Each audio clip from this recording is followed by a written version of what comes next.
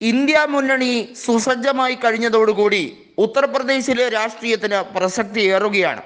ഉത്തർപ്രദേശ് രാഷ്ട്രീയം അന്നും ഇന്നും ഏറ്റവും പ്രസിദ്ധമാണ്. കാരണം 80 ലോക്സഭാ സീറ്റുകളാണ് ഇന്ത്യൻ രാഷ്ട്രീയത്തിൻ്റെ ഗതിവിഗതി നിർണ്ണയിക്കുക. കഴിഞ്ഞ തവണ BJP 65ഓളം സീറ്റുകൾ നേടി. 2014 BJP ആദ്യമായി ഒറ്റയ്ക്ക് ഭൂരിപക്ഷത്തിലേക്ക് എത്തിയപ്പോൾ അവർ നേടിയത് 71 സീറ്റുകളാണ്. ഇക്കുറി BJPയിൽ പ്രമുഖനായിട്ടുള്ള വരുൺ ഗാന്ധിയെ പാർട്ടിയിൽ നിന്നും എല്ലാ സ്ഥാനമാനങ്ങളിൽ നിന്നും അകറ്റിക്കൊണ്ട് അദ്ദേഹത്തിന് ലിമിറ്റ് സീറ്റ് വരെ നിഷേധിച്ചുകൊണ്ട് BJP ഒരു കടുത്ത പ്രയോഗം നടത്തുമ്പോൾ അദ്ദേഹത്തിൻ്റെ അനുകൂലികൾ അദ്ദേഹത്തിനോട് കൃത്യമായി പറഞ്ഞിരിക്കുന്നത് ഇന്ത്യ മുന്നണിയുടെ പിന്തുണയോടുകൂടി സ്വതന്ത്ര സ്ഥാനാർത്ഥിയാകൂ എന്ന രീതിയിലാണ്. എന്നാൽ അവിടെ മറ്റൊരു കാര്യം കൂടിയുണ്ട്. BJP വിമതർ പലരും ഉത്തർപ്രദേശിൽ സീറ്റ് ലഭിക്കാത്ത രീതി വന്നപ്പോൾ അവർ BJPക്കെതിരെ മത്സരിക്കുന്നു. അത് യോഗി ആദിത്യനാഥിനും അമിത്ഷായ്ക്കുമൊക്കെ വലിയ തലവേദനയായി മാറിക്കഴിഞ്ഞിരിക്കുന്ന ഒരു സാഹചര്യമാണ്.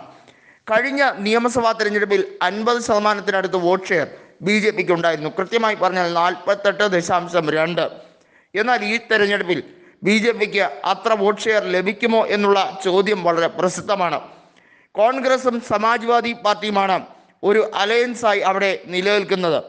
BSPയുടെ വോട്ടുകൾ BJPക്ക് എൻ ബ്ലോക്കായി പോകുമെന്നത് ശക്തമാണ്.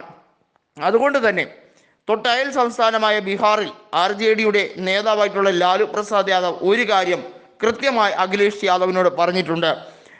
അഖിലേഷ് യാദവ് രാഷ്ട്രീയപരമായി ചിന്തിക്കുന്നതിനേക്കാൾ അപ്പുറത്തേക്ക് ലാലു പ്രസാദ് യാദവിന് കൃത്യമായി മറുപടിയും അതുപോലെ തന്നെ കാര്യ ഗൗരവത്തോടു കൂടി വീക്ഷിക്കാനും കഴിയും. അദ്ദേഹം പറഞ്ഞിരിക്കുന്നത് ഏതവസ്ഥയിലും BJPക്ക് സഹായം ചെയ്തു കൊടുക്കാൻ മാത്രമേ ശ്രമിക്കുകയുള്ളൂ. BSPയുടെ പതനം ഈ ലോക്സഭാ തെരഞ്ഞെടുപ്പോടുകൂടി സമ്പൂർണ്ണമായിരിക്കും. അതുകൊണ്ട് സമാജ്വാദി പാർട്ടി ആ ഒരു കാര്യം ഓർത്ത് പേടിക്കേണ്ട. മതേതര വോട്ടുകൾ ഒരിക്കലും ഭിന്നിക്കാതിരിക്കാൻ മാത്രം നോക്കിയാൽ മതി. BSPയെ കൊണ്ട് ഇത്തവണ അതിന് കഴിയില്ല. പിരിമിറ്റ് അടക്കമുള്ള ലോക്സഭാ സീറ്റുകളിൽ BJPക്ക് പരാജയം കൃത്യമായിരിക്കും എന്ന് അഖിലേഷ് യാദവ് വിലയിരുത്തുന്നുമുണ്ട്.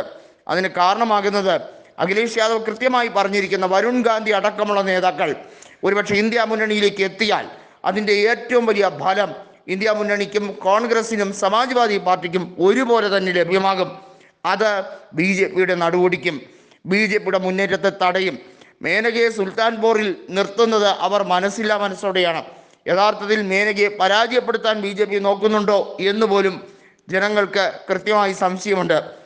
ദേശീയ നേതാക്കൾക്ക് പലർക്കും മേനകയോട് വലിയ രീതിയിലുള്ള കലിപ്പും തന്നെയാണ്.